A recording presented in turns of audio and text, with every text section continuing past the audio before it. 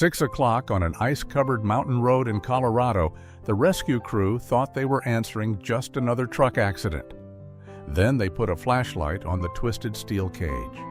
Inside, a grown bobcat lay barely breathing, fur matted with blood, and wrapped tight around her throat was a tiny black puppy, trembling but refusing to let go.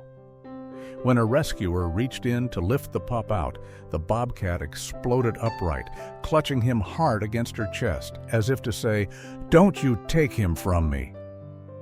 None of them knew that strange moment was the first step into a story where a predator would get exactly one choice, a choice that would make an entire town rethink what freedom and family really mean. Before we start, hit the like button and make sure to subscribe if you haven't, and hit that notification bell so that you won't miss any new stories. The call came in just after dawn, while the sky over Granite Ridge was still the color of old denim and ash. Ethan Cole drove with his window cracked open, letting in a blade of mountain air so cold it stung the inside of his nose. The wail of his rescue truck siren bounced between the canyon walls, then died as he cut it off near mile marker 14. Up here, noise felt like an intrusion. The ridge liked its quiet. Ranger Lucas Hale was already there, his state truck parked sideways across the narrow two-lane road, hazard lights blinking like tired eyes. Beyond it, the world dropped away into mist. Ethan killed his engine and stepped out, boots crunching on a mix of gravel and scattered glass. The smell hit him first: gasoline, cold metal, and that faint copper tang he had spent a career trying not to remember. "What have we got?" Ethan called, tugging his jacket tighter against the wind. Lucas nodded toward the twisted shape of a box truck, half lodged against the guardrail, half hanging over nothing. Its back doors had been ripped open, one door torn clean off and lying upside down on the asphalt. The side of the truck had been painted once, cartoon animals, a smiling family. But now the paint was clawed and faded. In the dim light, it looked like a cheap billboard for a world that had never really existed. "Plates traced to a roadside menagerie down in the canyon," Lucas said. His breath came out in little white clouds. "Illegal as sin. Truck must have lost control on the ice. Driver's gone by the time I got here. But that's not the part you're going to remember." He pointed with his chin toward the far edge of the road, where the guardrail had warped just enough to create a jagged pocket of space. There, jammed up against the bent metal and pinned by its own weight, sat a steel animal cage, half mangled, listing to one side. As Ethan walked closer, the sounds inside reached him first: one low, ragged rasp of breath and a soft, broken whimper that didn't sound like any wild thing he knew. His boots slid a little on a slick of fuel. His training brain cataloged everything automatically: angle of the truck, risk of slide, possibility of fire, the inevitability of some insurance company arguing later about whose fault it all was. People bought car insurance and life insurance to feel prepared for disaster, he thought sourly, but nothing in any policy covered this kind of scene. He crouched by the cage and switched on his flashlight. The beam cut through the murk, catching silver where the bars had bent and flaked, then dropping to the shapes huddled on the floor inside. For a moment, his mind refused to make sense of it. A bobcat lay there, full-grown, mottled fur matted with blood along one shoulder and down her side. One ear was torn, hanging by a strip of skin. Her sides rose and fell shallowly, each breath a shudder. But what froze Ethan wasn't the sight of the injured predator. It was the small black body wrapped tightly around her throat. A puppy, no more than 6 or 7 weeks old, jet black from nose to tail tip, had somehow wound itself around the bobcat's neck like a living scarf. Tiny paws dug into her ruff, and its small chest pressed against the hollow between her collarbones. The pup's face was buried under the cat's jaw, eyes squeezed shut, trembling so hard Ethan could see it from outside the cage.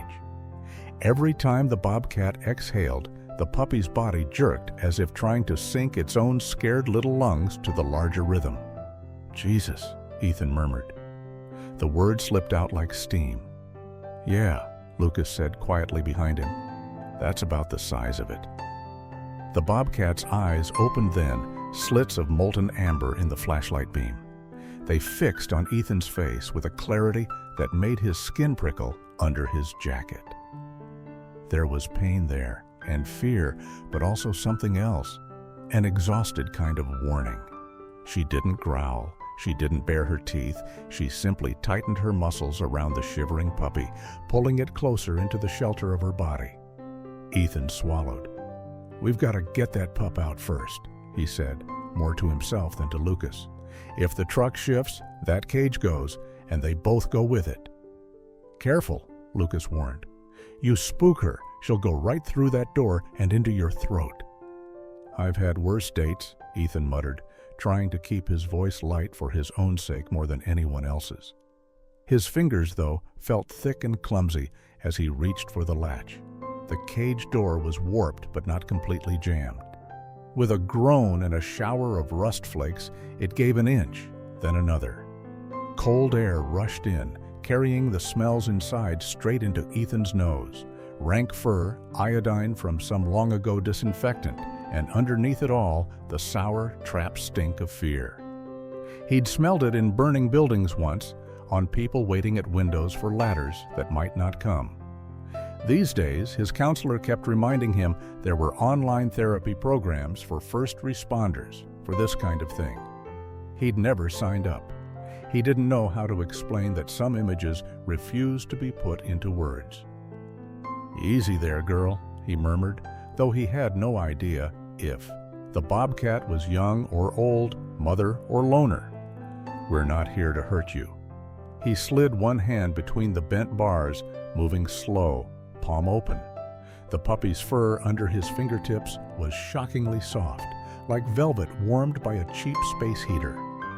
The pup flinched at his touch but didn't snap, just burrowed harder against the bobcat's throat. He could feel its heart hammering under its ribs, a hummingbird flutter trapped in a cloth sack. He got his fingers around the puppy's tiny chest and began to ease it away. "Come on, kid," he whispered. "Let's get you out of her way so we can help her." The bobcat moved so fast the air seemed to jump. 1 second she was still and half limp. The next, every muscle in her body coiled, and she twisted her head, jaws snapping shut so close to Ethan's hand he heard the click of teeth echo in the metal cage. A low, raw growl ripped up from her chest, not loud but deep enough he felt it in his bones. She lifted her good shoulder, pressing herself up off the cage floor to wrap her front leg over the puppy, pinning it harder against her blood-sticky fur. Ethan froze, hand halfway out, adrenaline blowing his vision wide. The flashlight slipped, beam jerking across bobcat, bars, Lucas's boots. The puppy let out a thin, strangled yelp, then went silent, only a shiver running through its body. "Back off, Ethan," Lucas snapped, voice low but sharp. "She's warning you." "I see that," Ethan said through his teeth. He didn't move immediately. He couldn't. Those amber eyes held him there, pupils huge, every line of her body radiating a single message that didn't need translation. Do not take. Do not separate. For a full 3 seconds, no one spoke. The mountain wind scraped along the guardrail, carrying the distant caw of a crow and the hiss of leaking fuel. Somewhere down the canyon, a car horn blared and faded, someone's morning commute rolling on, oblivious. Up here, on this strip of road where tourists took pictures in summer and black ice took drivers in winter, the world had narrowed to a triangle. One man, one bobcat, one trembling scrap of life caught between them. Finally, Ethan eased his hand back, slow as if it were made of glass. The bobcat's growl died down to a ragged pant, her body settling enough to ease the pressure on the pup without letting it go. When he was clear of the bars, Ethan sat back on his heels and blew out a breath he hadn't realized he had been holding.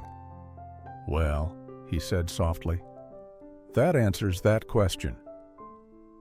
"What question?" Lucas asked. whether separating them is going to be simple. Lucas huffed once, no humor in it. We can't leave them like this. If that truck shifts another inch, it's a straight drop. You saw the skid marks. We're lucky this isn't already a recovery instead of a rescue. I know.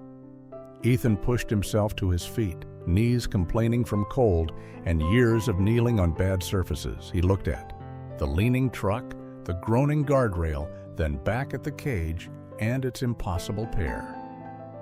The sky was brightening now, turning the low clouds a bruised lavender.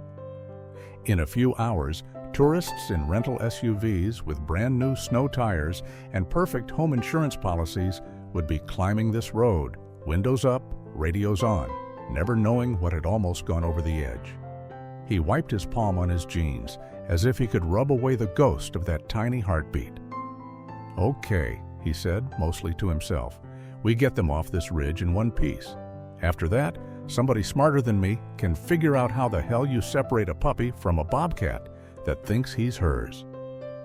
As he turned toward his truck to radio for additional support, the puppy opened its eyes for the first time. Through the bars and the shadows and the cold, those eyes found the shape of Ethan's back, retreating. For a fraction of a second, the tiny black body seemed to try to stretch after him.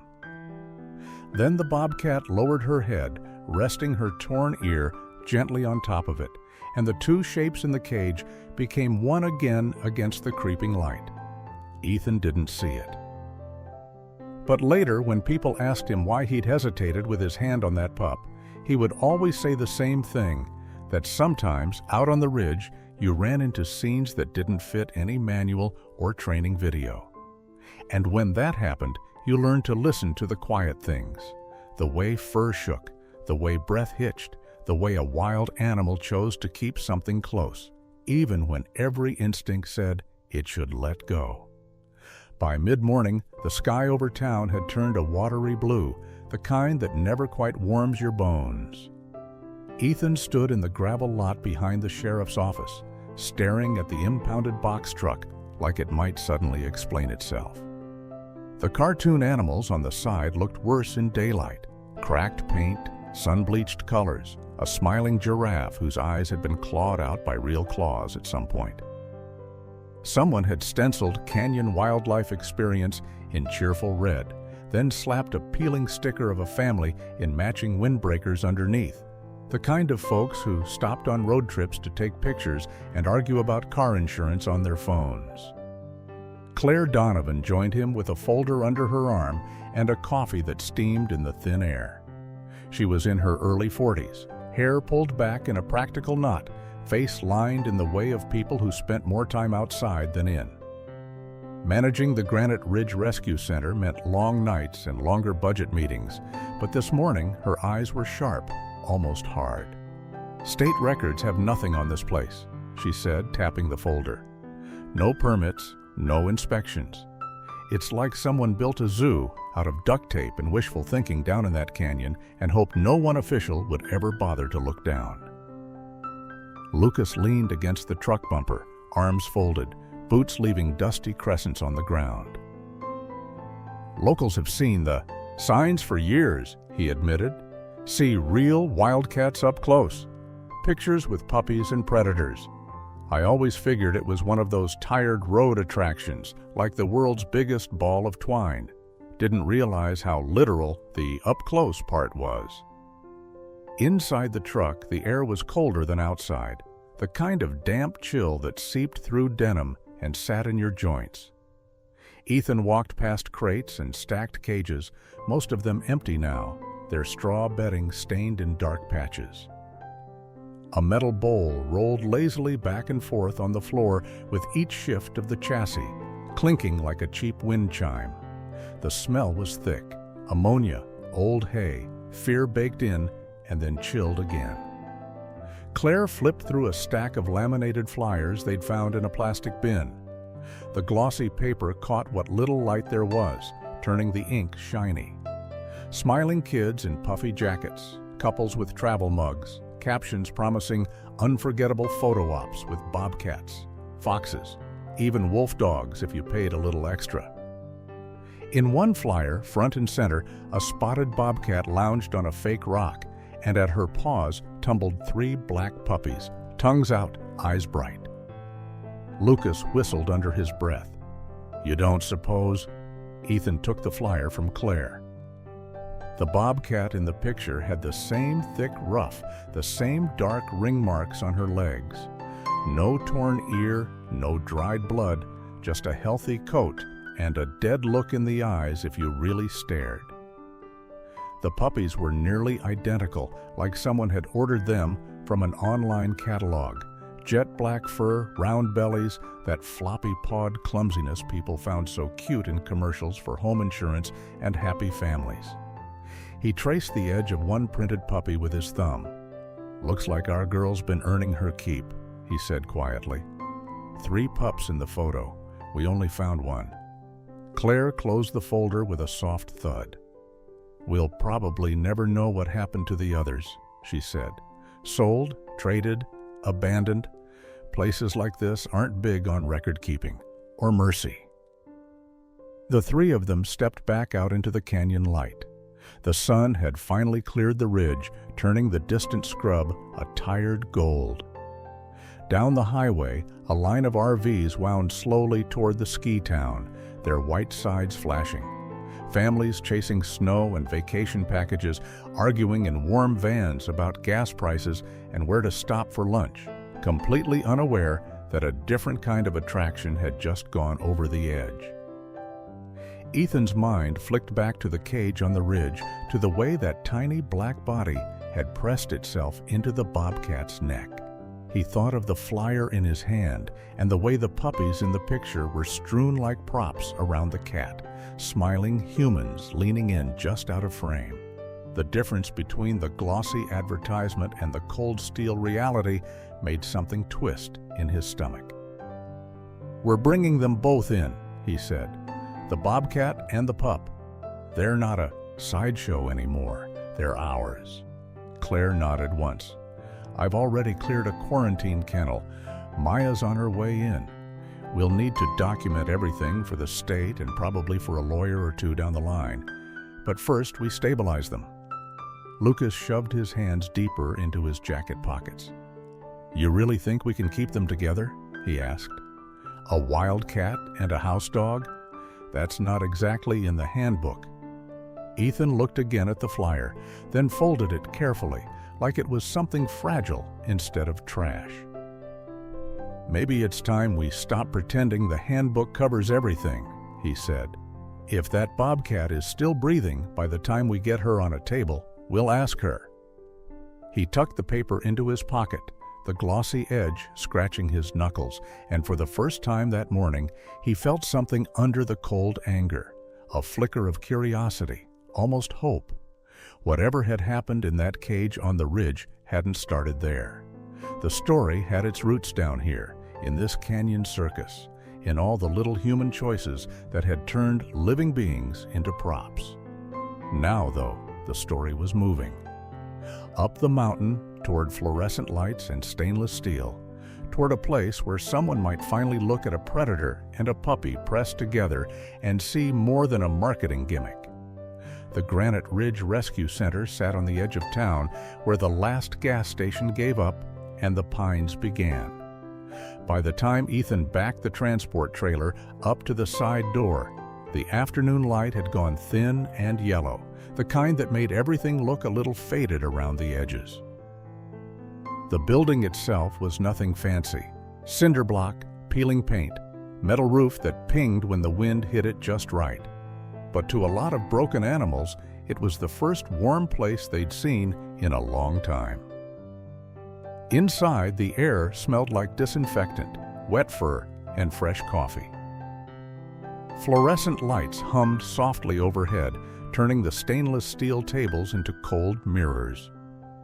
Dr. Maya Brooks pulled on a pair of blue gloves with a snap, her dark hair twisted into a bun that had already started to come loose around her ears. She was mid-30s, compact, the kind of person who moved like she never entirely forgot where the exits were. "Tell me again why the cage is still locked," she said. eyeing the crate as Ethan and an orderly eased it onto the exam bay. The steel looked even more jagged under the bright lights, every bend and rust streak thrown into sharp relief. "Because the last time I tried to take the puppy out," Ethan said, "she nearly took my hand off. Not the pup, the Bobcat." Maya stepped closer, peering through the bars. The Bobcat lay curled, side-bandaged, where a field dressing had been taped over the worst of the wound. Pressed tight into the hollow of her chest, the black puppy slept with his nose buried in her fur, sides fluttering with quick, exhausted breaths. Under the harsh lighting, his coat was almost blue-black, like polished coal. "Heart rate?" she asked. "Cat's low but steady," the tech replied, reading the portable monitor they'd hooked through the bars. "Pup's a hummingbird." Maya's hand brushed the cage, the cool metal biting through the thin glove. The Bobcat's eyes slid open, amber catching the light. For a heartbeat, the room seemed to go quiet. The hum of the lights, the soft beeps of machines, even the distant phone ringing at the front desk faded into a kind of cottony hush. "Okay," Maya said softly. "We're going to try this my way." She had them dim the overhead lights and wheeled a heat lamp closer, bathing the cage in a warmer, softer glow. The orange circle of light turned the bandage on the Bobcat's side into a pale patch and made the puppy's fur shine like satin. Someone turned down the radio in the break room. Instead of country music and commercials about pet insurance and online banking, the only sound was the slow tick of the wall clock. Maya crouched, so her eyes were level with the Bobcat's. "Hey, girl," she murmured. "Rough day, huh? You've done the hard part. Let us help with the rest." She slid one hand in, palm down, fingers relaxed. The Bobcat watched every inch of the movement, ears tilted back, but not flat. When Maya's fingers brushed the puppy's flank, the little body twitched, pressing tighter against the cat. The Bobcat's muscles tensed. "Easy," Maya whispered. "I'm not taking him. I'm just checking him." She let her hand rest there, feeling the rapid thump-thump of the tiny heart under her fingertips, the softness of baby fur, the faint tremor of fear. After a moment, she felt something else, the slightest shift as the Bobcat loosened her grip by a fraction, enough to let Maya's hand stay without pushing it away. "Makes no sense," the tech muttered behind her. "Predator and prey, curled up like that." "Maybe that's what it used to be," Maya said, eyes still on the Bobcat. "Today, it's two animals who survived the same hell." Claire appeared in the doorway, arms folded, her expression trying to be all business and not quite making it. "We need names for the chart," she said. "I'm tired of writing Bobcat and pup on every form." Maya considered the cat, the ragged ear, the stubborn eyes that hadn't gone dim even after a crash and a canyon circus. "Ember," she decided. "She looks like something that should have gone out a long time ago but didn't." "And him?" Ethan asked. The puppy gave a tiny sigh in his sleep, a soft whoof of air that fogged the fur under the Bobcat's chin. "Jet," Ethan said, surprising himself. "Black and fast and too small for the trouble he's in." Claire smiled faintly. "Ember and Jet. Fine. Let's hope the paperwork is the hardest part of this." It wasn't. Over the next hours, they learned what together really meant for the pair. When they sedated Ember lightly to clean and stitch her wound, Jet woke halfway through, eyes wild, nails scrabbling against the steel. His thin cries cut through everyone's nerves like a knife. The monitor spiked. Ember, half under, still tried to twist toward him, her paw dragging the IV line. "Let him touch her," Maya said. "Just one paw." They slid the crate close enough that Jet's front foot could reach through the gap and rest against Ember's shoulder. The instant contact was made, the pup's cries dropped to a low whimper, then a shaky silence. Ember's breathing eased, the jagged peaks on the screen smoothing into a steadier line. It went like that all day. Jet refused food until someone pushed the shallow dish right up against Ember's chest so that his muzzle brushed her fur while he ate. Ember wouldn't settle on clean blankets until they'd carried Jet back in and tucked him under her chin. Once, when a new volunteer reached in too quickly and accidentally jostled the pup, the Bobcat's head snapped up, a warning growl rumbling so low the metal table vibrated. "They're not a novelty act," Maya said quietly that evening, watching the security monitor in the dim glow of her office. The black and white image showed Ember curled in the corner of the kennel, Jet plastered against her like a shadow. "Whatever this is, it's real." Behind her, a man cleared his throat. Dr. Aaron West, gray at the temples and crisp in his collared shirt despite the late hour, stepped into the doorway. He'd driven in from the state capitol after hearing the first reports. "Real or not," he said, eyes on the screen, "we still have to figure out what happens when that kitten grows teeth and claws of his own, or when her instincts come back full force." Maya didn't look away from the monitor. "Then I guess we'd better pay attention while they're teaching us what they are," she said, "before we decide what they're allowed to be." Winter settled into Granite Ridge the way it always did, quietly at first, with a thin skin of frost on windshields and a bite in the air that crept under doorframes. Inside the rescue center, the world shrank to routines, feeding charts taped to clipboards, the steady beep of monitors, the soft thud of boots on linoleum. Ember's wound knit itself together in slow, stubborn stages.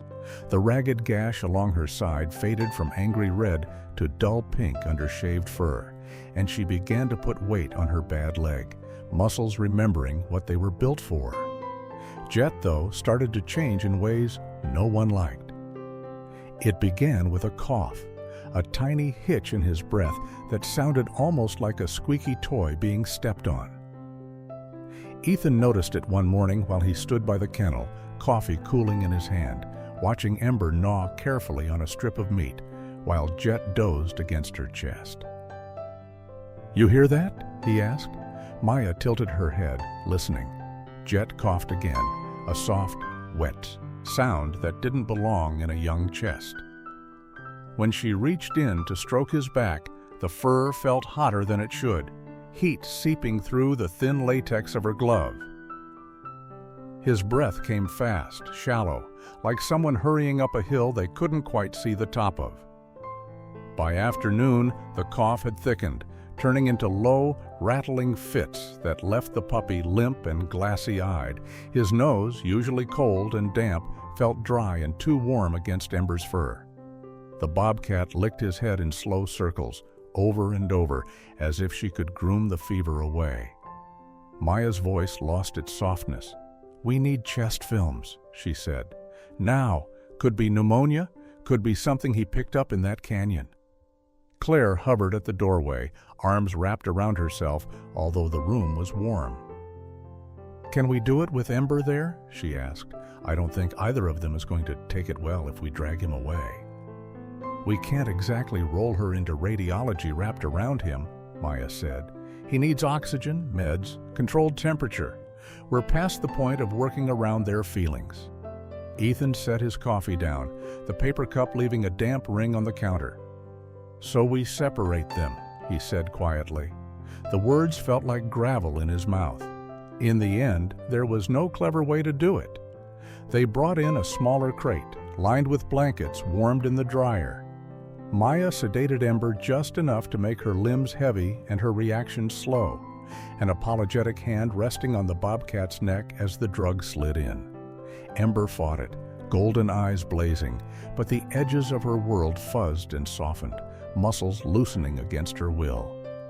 Jet, feverish and confused, whimpered when Ethan reached for him. His body was lighter than it had been, as if the heat had burned some of the weight away. As Ethan lifted him, tiny claws snagged his sleeve, then let go. For a second, the pup twisted his head, searching blindly for the familiar rise and fall of Ember's chest. Not finding it, he made a sound Ethan had heard before in burned-out houses, a thin, high keening that went straight through the ribs. "We've got you, buddy," Ethan murmured, even as he carried him toward the ICU bay. The hallway lights felt too bright, glaring off the white walls. The air smelled of bleach and something metallic underneath, like a dentist's office where the instruments did more than scrape teeth. He'd seen the bills that came across Claire's desk, the endless forms and codes. In another life, someone would be on the phone right now, asking about pet insurance, health insurance, anything that might soften the blow of a sick animal. Here, all they had was a donation jar and a lot of prayers whispered in between chart notes. Behind him, Ember tried to rise. Even sedated, her body remembered the shape of the puppy leaving. She managed to get one paw under her, then another, claws scraping uselessly on the concrete floor. The world swayed and doubled, but she dragged herself forward, following the fading smell of jet down the corridor. Her bandaged side brushed the kennel door with a dull thud. When that metal barrier held, she threw her weight against it. The impact rattled the gate, the sound a sharp, hollow crack that made everyone in the hall flinch. Ethan didn't turn around. He couldn't. He felt the vibration through the soles of his boots anyway, like a distant thunderclap. Maya, staying behind to monitor Ember, pressed both hands against the door, feeling the Bobcat's labored breath on the other side, hot and hitching. "Easy, Ember," she said, voice shaking more than she liked. "He's not gone. He's just in the next room." Ember didn't know words, but she knew loss. She threw herself at the gate again, weaker this time, shoulder hitting metal with a dull, painful thud. A low, hoarse sound forced its way out of her throat. Not quite a growl, not quite a cry, something scraped raw by sedatives and fear. When the door still didn't open, she sagged to the floor, chest heaving, eyes fixed on the sliver of hallway she could see through the bars. In the ICU, under bluish light that made everything look a little unreal, Jet lay on a tiny table, ribs lifting too fast beneath the stethoscope pressed to his side. Tubing snaked from a clear mask over his muzzle to a humming oxygen concentrator. His paws, usually restless, lay limp against the white towel, claws barely visible against the fabric. "Come on, little guy," Ethan whispered, standing back while the machines did their work. The hiss of oxygen and the soft beeping of monitors filled the space, a strange music of hope and worry. Jet's eyes fluttered open once, unfocused, then slid shut again. Each breath sounded like it had to claw its way through wet cotton. On the other side of two walls and one locked door, Ember stared down an empty hallway that wouldn't give her back what it had taken. In that moment, the rescue center felt less like a haven and more like a maze, full of bright lights and closed doors and choices that hurt no matter which way you turned. The photo hit the internet before anyone at Granite Ridge knew there'd been a camera in the room. It was a grainy shot, taken through the small square window in the ICU door. Ember's bandaged face pressed against the bars of her kennel, eyes burning gold, and in the reflection of the glass you could just make out Jet on the table behind her, mask over his muzzle, tiny chest rising too fast. Someone had framed it just right, so the metal, the tubes, and the two of them lined up like a question nobody knew how to answer. By the time Claire saw it, the picture was already getting passed around on local Facebook groups with captions like "Predator or Protector" and "Only in Colorado." A few people made bad jokes. Most didn't. In the comment threads, you could almost hear the sighs through the screens, people sitting at kitchen tables with their morning coffee, half listening to the news about mortgage rates and credit card bills, pausing when that strange pair appeared between ads for life insurance and online banking. "Who posted this?" Claire asked, holding her phone out so Ethan and Maya could see. The name under the photo read, "Nina Park, Local News." Nina had been around for years, the kind of reporter who drove her own dusty Subaru, carried her own tripod, and knew every sheriff's deputy by first name. She'd come by that morning just to check on the wreck, she'd said, but she'd lingered, eyes sharp, notebook in hand. "Can't say she did a bad job," Ethan muttered, studying the image. "Just wish she'd asked before turning them into a headline." "That headline is why my voicemail is full," Claire said. "Half the town wants to bring blankets and homemade dog treats.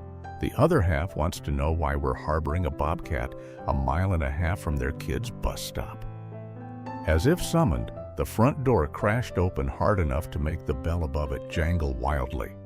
A gust of cold air swept down the hallway, carrying with it the smell of diesel, hay, and old leather. Tom Grady walked in like he owned the place, hat in hand, jaw set. Behind him came two other ranchers Ethan recognized by face, if not by name, caps pulled low, shoulders wide, under canvas coats. Claire stepped into the lobby to meet them, smoothing her expression into something calm. "Morning, Tom," she said. "We usually appreciate a phone call before a stampede." Tom's eyes, a faded blue gone pale with years of sun, flicked around the room. Posters about spay and neuter programs, donation jars, a corkboard with business cards for dog groomers, and a local man who helped seniors with home insurance paperwork. None of it seemed to register. He planted his hat on the counter with a flat slap. "I saw that picture," he said without greeting. "Whole Valley has. You've got a bobcat in here, and you're cuddling it up with a dog." "We're treating a wild animal that was injured in an illegal operation," Claire replied. "And we're treating a puppy that was injured with her. That's what we do." Tom shook his head slowly, the lines around his mouth deepening. "My family's lost 3 calves in 2 seasons. We both know cats come down from that timber when the snow's bad. You start letting one think people and dogs are part of the same herd, you're asking for trouble. What happens when she gets out? Who's paying for the next thing she kills? My ranch insurance doesn't cover feel-good science projects." Behind him, one of the younger ranchers shifted his weight, boots squeaking on the linoleum. "Folks are nervous, Claire," he added. "They've got kids walking home, pets in backyards. You start telling them there's a predator being kept for observation half a mile from the grocery store, they're going to start calling the Bute County." Before Claire could answer, a different voice spoke from the doorway. "They've already called," said a man in a state jacket, ID badge clipped to the zipper. He was neat even in the cold gray hair, combed straight back, clipboard tucked under one arm. "I'm Daniel Ross from the Wildlife Division. We need to talk about your bobcat." They all ended up in the small conference room off the hall, the one with stale coffee smell baked into the carpet, and a faint ring on the table where someone had once set down a hot pot without a trivet. Outside the frosted window, snowflakes drifted lazily past, turning the parking lot slowly white. Ross leafed through a set of forms, glasses low on his nose. "Under state code," he said, "any wild felid taken into custody must be evaluated for release or transfer to an accredited sanctuary as soon as medically feasible. Long-term housing near residential areas is not permitted, especially for apex predators." "Apex predator," Tom repeated, as if he liked the sound of the words backing him up. Maya sat forward, hands wrapped around a chipped mug of coffee that had gone lukewarm. "With respect, she's not just a bobcat anymore," she said. "Her name is Ember. She was kept illegally, used in photos, probably had her litters taken. She's formed a bond with that puppy Jet that's keeping both of them calm enough to treat. You yank her out of here, you're not just moving a body. You're tearing apart the only thing that's made her feel safe in who knows how long." Ross didn't flinch. "I understand you feel that way," he said. "I'm not unsympathetic, but feelings don't change what happens if she escapes, or if her behavior changes when she's healthy. If a bobcat that's been allowed to see small dogs as hers ends up in someone's yard and something goes wrong, everyone in this room will be lying awake asking why we didn't follow protocol." Ethan shifted in his chair. "Protocol doesn't cover what we're seeing," he said. "You're talking about potential risk. We're talking about what's right in front of us on the cameras every night. She guards him like a cub.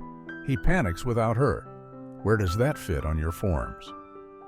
Ross slid a paper across the table. "It fits here," he said. "You have 7 days to propose a transfer plan to a facility that can house her in compliance with state law. After that, decisions get made at my level, not yours." Claire stared at the paper. The black letters seemed to swim for a second, as if someone had breathed on them. 7 days. 7 days to find a place that would take a battle-scarred bobcat with an attachment to a sick puppy. A place far enough from town to quiet Tom's fears, but gentle enough to honor what Maya was describing. Outside, down in the valley, people went on with their routines, checking email, worrying about credit card debt, listening to radio hosts talk about retirement plans and travel insurance. Up here, in a room that smelled of dry coffee and wet wool, the future of one bobcat and one puppy had just been squeezed into a deadline. Claire laid her hand flat over the notice as if she could hold it in place and keep it from closing in. "All right," she said softly. "We have a week to figure out how to keep them alive and together. After that, it won't be up to us." The room fell quiet, the only sound the faint hum of the vents, and somewhere down the hall, the distant muffled cough of a small dog fighting for breath. The storm rolled in from the west just before dark, flattening the sky into one long sheet of pewter. By 5 o'clock, the mountains were gone, swallowed by a wall of moving white. From the office window, Claire watched the first heavy flakes slam against the glass and slide down in slow, fat streaks. The parking lot lights clicked on automatically, halos of yellow swallowed almost immediately by swirling snow. On her desk, the phone lay between her and a thin manila folder stamped "Silver Pines Refuge." A small logo in the corner showed a pine tree and a fox silhouette, printed in faded green ink. The director there, a woman named Helen Ruiz, had spoken with the exhausted patience of somebody who'd spent her life chasing grants and patching fences. "We can take one bobcat," Helen had said. "We have a semi-wild enclosure that backs onto forest. She'd have room to be what she's supposed to be. As for the puppy, we have a house kennel, but our vet will have to clear him. It's a quiet facility, not a pet hotel." "We don't need a pet hotel," Claire had replied. "We just need a place that won't rip them apart the second they roll through the gate." Now, 8 hours later, that promise felt as fragile as the glass under her hand. The overhead lights in the hallway flickered once, twice, then steadied. Somewhere deeper in the building, the old furnace coughed. A strip of paper on the bulletin board fluttered in a draft that hadn't been there yesterday. The storm was pressing its cold fingers into every crack they'd never bothered to caulk.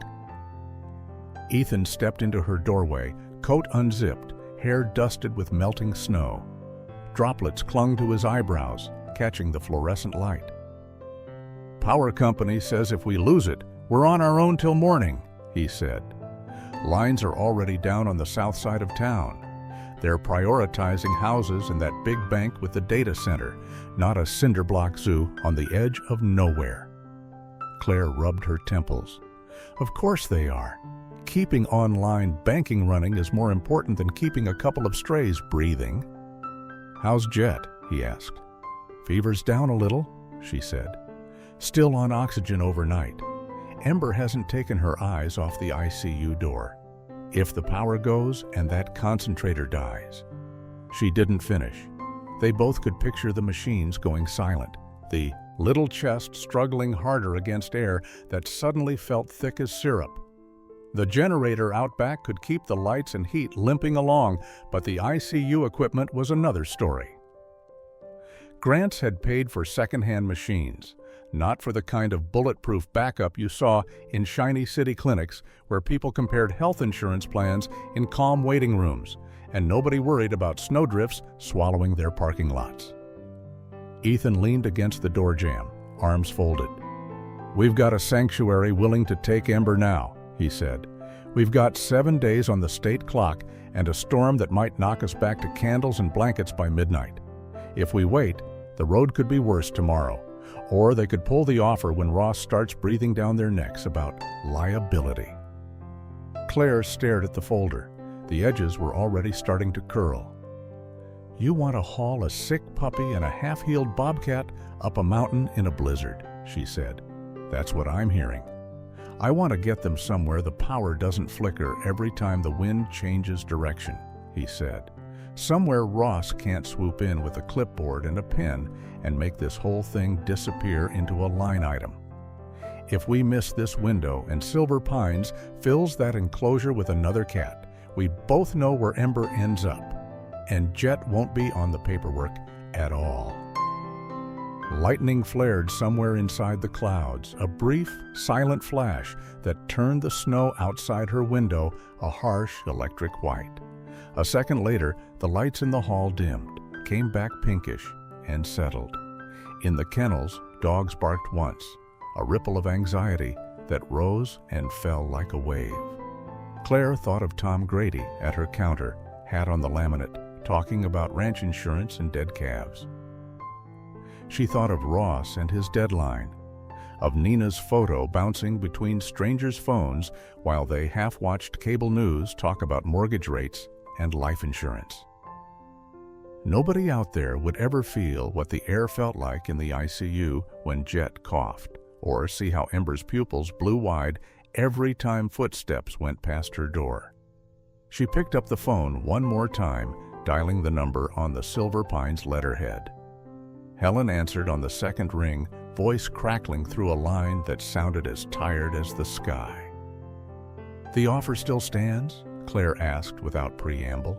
"For Ember, and for a shot at Jet, if our vet clears him?" "It does," Helen said. "We've got a window between this storm and whatever's coming behind it. If you can get here tonight, we can settle her in before the next freeze. But if we fill that run tomorrow, I can't promise you anything." Claire looked up at Ethan. In the hall, the lights flickered again, then steadied with a grudging hum. The building felt suddenly small, as if the walls had inched closer while no one was looking. "We're coming," she said into the phone. "Both of them. Tonight." She hung up before she could talk herself out of it. Ethan blew out a breath, white fog in the cold air that had managed to slip under the door. "I'll warm up the transport," he said. "We'll double blanket the crates, run the heater full blast. Maya can rig portable oxygen for Jet. It's not fancy, but it's better than watching that power meter and praying." As he turned away, the wind hurled a handful of snow against the window with a sound like thrown sand. The glass shuddered, but held. For now. Claire opened the Silver Pines folder again, smoothing the pages with her palm. The ink was still green, the little fox still running under the pine tree. Outside, the storm raged, indifferent. Inside, in a building that had always been one bad week away from the red, she made a choice that no form or policy could quite account for. They would drive into the dark with a predator and a puppy in the back of a truck, chasing a patch of forest they'd never seen. And before the night was over, someone, human or wild, would have to decide what safe really meant. They reached Silver Pines just after midnight, when the storm had burned itself down to a steady, fine snow that fell in tight, slanting lines through the truck's headlights. The refuge gate loomed out of the dark, a simple metal arch with the name welded across it, flanked by tall pines that creaked softly in the cold. Beyond, a gravel lane cut through drifts, the tire tracks ahead of them already filling in with fresh white. Ethan eased the truck through, feeling the crunch of packed snow under the tires, the steering wheel humming faintly in his hands. The air inside the cab smelled of coffee, gone bitter, and the wet wool of their coats. From the back, through the small window, he could hear the occasional rattle of a cage when the wheels hit a rut. Maya watched the road, fingers wrapped so tight around the portable oxygen tank beside her that her knuckles had gone paper white. The main building was a long, low shape with a green metal roof and a porch light that threw a circle of warm yellow onto the snow. Helen Ruiz stood waiting in that circle, coat zipped up to her chin, a knit hat pulled down over gray-streaked hair. Behind her, the dark line of the forest rose like a wall, tree trunks black against a sky the color of cold ash. "You picked a fine night for a road trip," she said as Ethan and Claire stepped out, their breath puffing in front of them. "Deadline didn't ask the weather first," Claire answered, her jaw tight. "You ready for this?" "As I'll ever be." Helen's eyes moved past them to the back of the truck. "She know where she is yet?" "Not yet," Ethan said, "but she's going to smell it." They unloaded Ember first. Even in the dim light, the Bobcat's eyes caught and held every flicker, pupils blown wide. Her breath fogged around her muzzle in soft, ragged bursts as they wheeled her crate toward a chain-link gate at the edge of a large enclosure. The snow inside lay mostly untouched, broken only by the delicate tracks of deer and the deeper, purposeful prints of something canine that had been there earlier in the week. At the far end, the fence simply stopped. Beyond it, a natural opening led straight into the dark, crowded pines. "This is your semi-wild run," Helen said. "Fence on 3 sides, forest on the 4th. If she wants out, she'll find that gap. Once she crosses into the timber, she's a wild bobcat again. We don't drag them back from there." The words sat between them like a signed contract. Maya arrived a moment later with Jet's smaller crate and the oxygen tank slung over her shoulder, her breath coming harder in the thin air. The puppy's fur looked almost blue under the security lights, his chest still moving quicker than it should beneath the tiny blanket.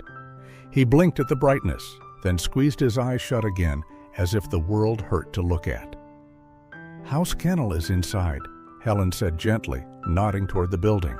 "Heat, meds, everything he needs. He can't handle this cold." "So we take Ember out there," Ethan said slowly, "and we take Jet in there." It was what the forms would say later, neat and simple. Predator to wild run, domestic animal to clinic. It was the kind of tidy separation you saw in glossy brochures and those soft-focus life insurance commercials set on ranches where the sky was always clear and no one tracked blood across the snow. But here, under a buzzing security lamp and a sky spitting ice, it felt more like they were slicing a single story in half. Dr. Aaron West stepped down from the truck, collar turned up against the wind. He'd ridden in the convoy, quiet most of the way, eyes on the storm. Now he looked at the 2 crates, then at the opening in the fence. "If we're ever going to know whether this bond is about trauma or choice," he said, "this is where we find out. We release Ember into the run. We keep the dog where he's safe. We see what she does when she has a clear path back to her real life."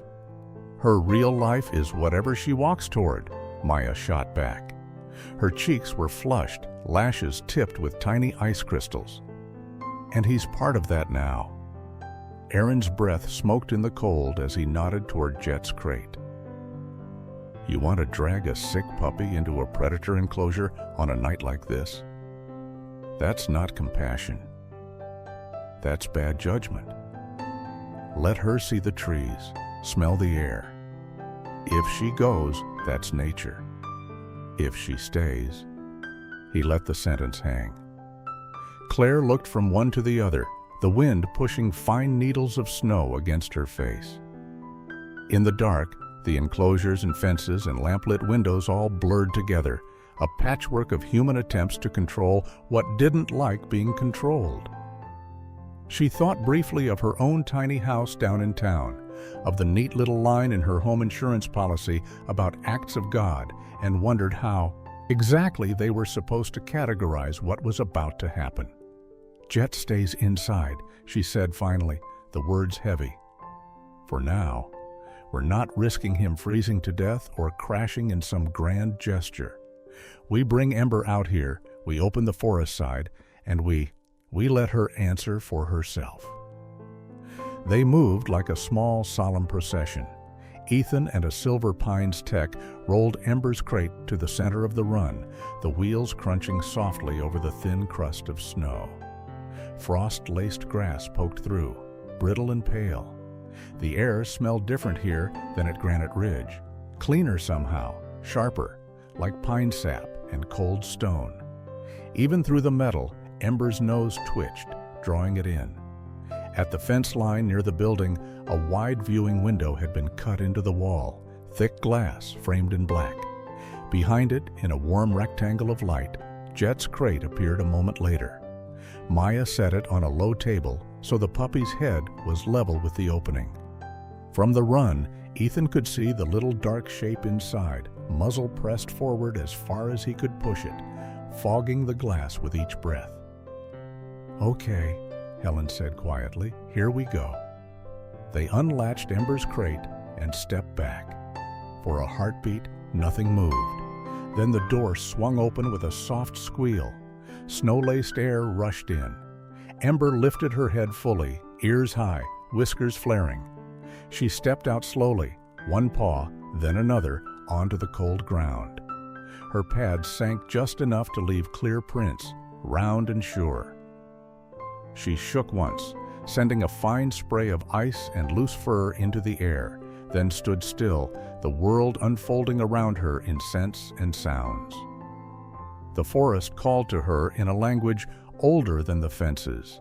The damp, dark tang of earth under needles, the distant rustle of something small moving low through brush, the deep silence between the creaking of branches. Her body seemed to lengthen in that direction, muscles aligning with the pull of the trees. Half a dozen humans watched from the shadows of the fence, their own breath hanging pale in the air. This, Ethan thought, was the moment every policy and email and argument had been leading to. Not a judge's signature or a line on a form, but this single, ordinary miracle of a wild animal standing at the edge of three choices. Ember took a step toward the gap in the fence, then another. The snow there was untouched, smooth as a blank page. Behind the glass, Jet made a sound, soft and hoarse, a thread of a whine pulled out of a tired chest. It was barely louder than the wind, but Ember heard it. Her ears flicked back, shoulders tightening. One paw hovered over the snow, not quite landing. She turned her head. Through the faint reflection of her own fur, she saw him, small and dark behind the window, eyes too big for his narrow face, nose leaving a damp oval on the glass. The forest breathed behind her. The warm artificial light of the building glowed ahead. Between the two, the night held its breath. Ember lowered her raised paw very carefully, leaving a clean print in the snow, then stood there, poised between shadow and lamplight, while the humans who had tried so hard to separate them waited to see which way her body would finally lean. For a long moment, nobody moved. Snow whispered against the chain link, the security light hummed, and Ember stood with one paw planted in the untouched white, her body angled toward the dark line of trees. The forest smell wrapped around her, wet bark, cold stone, the faint iron tang of something small that had died days ago and gone still under the drifts. Every fiber of her knew that scent. It was the smell of a life she had been built for. Then Jet made that sound again. It wasn't loud, just a rough little whine chewed up by a tired chest, but it cut through the cold like a bell. Behind the glass, his muzzle was pressed so tight to the pane that his breath fogged it in rapid pulses, leaving a soft gray oval that grew, faded, grew again. His ears tipped forward, his whole body leaning toward the night and the shadow of her. Ember's head turned fully now. The forest slipped to the edge of her vision, the gap in the fence a dark mouth waiting. In front of her, the building glowed a warm, unnatural yellow, squares of light punched into the winter. In one of those squares, the puppy's eyes caught the reflection of the yard lights and flashed for a heartbeat like twin chips of obsidian. She took a step, not toward the trees, but sideways, snow crunching under her pads as she curved back toward the window. Another step, then another, until the gap in the fence was behind her and the glass was all she saw. Up close, she could smell the faint scent of disinfectant and warm metal, the echo of oxygen and hands and worry.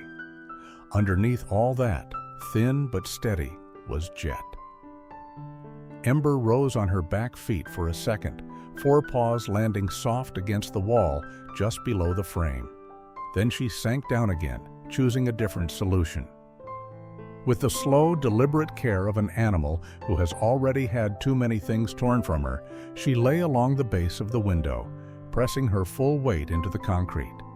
Her side, scarred, fur grown back in uneven tufts, lined up with the glass so that if not for a few inches of air and pain between them, Jet could have tucked himself into the hollow of her chest in exactly the place he loved. Inside, the puppy scrambled to match her. His paws slid on the crate floor as he pushed forward until his ribs bumped the door, nose flattening against the glass. His tail thumped once, twice, a quiet little drumbeat against the metal behind him. He let out a sigh that fogged the window completely, then rested his head there, eyes sliding closed, the lines of his body unwinding in a way they hadn't since the canyon. No one said a word. Ethan felt the hair on his arm stand up inside his coat, as if a draft had passed through something deeper than the air. Maya's hand came, up to her mouth. Behind her glasses, her eyes shone wet. Even Aaron, who had spent his career turning animals into data points and case studies, let out a low breath that sounded almost like surrender. "Well," he said finally, voice hoarse, "there's your answer." Given a clean shot at freedom, she turned around and lay down with him instead. Tom Grady had come up quietly behind them, his boots leaving blunt prints in the snow. He stared at the pair pressed on either side of the glass, jaw working. In the yellow light, the weathered lines of his face softened. "I've shot my share of cats," he said, not proud, not ashamed, just stating a fact. "Always figured they thought about one thing, filling their belly. That there," he shook his head slowly, "that's not hunger, that's choosing who you go home to." Weeks slid by after that, the fierce edge of winter sanding itself down to something gentler. Jet's lungs cleared little by little until the coughs came less often, then barely at all. He graduated from oxygen to supervise toddles around the clinic, his paws clicking on the vinyl floor, tail swaying like a black banner behind him.